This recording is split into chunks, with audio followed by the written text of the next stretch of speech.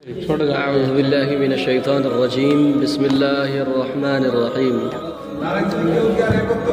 يا أيها الذين آمنوا لا تلهكم أموالكم ولا أولادكم عن ذكر الله ومن يفعل ذلك فأولئك هم الخاسرون সম্মানিত দিন দরদি প্রিয় মুসলিম জনতা ভাই ও বোনেরা, আল্লাহ তাআলার অশেষ করুণা ও দয়ায় ভালো আছেন এবং সুস্থ আছেন। সর্বদা আপনাদের সুস্থতা কামনা করে সংক্ষিপ্ত কিছু আলোকপাত করতে যাচ্ছি।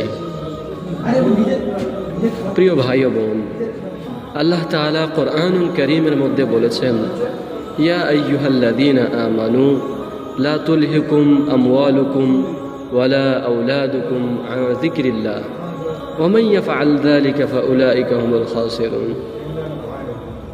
হে ঈমানদারগণ, তোমাদেরকে তোমাদের সন্তানাদি এবং তোমাদের অর্থ সম্পদ আল্লাহ থেকে দূরে না সরিয়ে দেয়। যদি তোমাদেরকে তোমাদের সম্পদ এবং তোমাদের সন্তানাদি আল্লাহ থেকে দূরে সরিয়ে দেয়, তাহলে তোমরা সব থেকে বড় ক্ষতিগ্রস্তের মধ্যে পড়ে যাবে।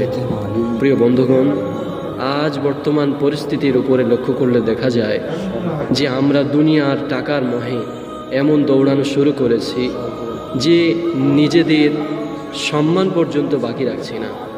শুধু তাই নয়, নিজেদের সন্তানদের মায়ায় আল্লাহর দিন থেকে গাফিল হয়ে যাচ্ছে। সন্তানদেরকে কাজে ব্যস্ত করে দিয়ে তাদের কাছ থেকে অর্থ সম্পদ লুটে নেওয়ার জন্য সন্তানদেরকে বড়দিন বানিয়ে দিচ্ছি।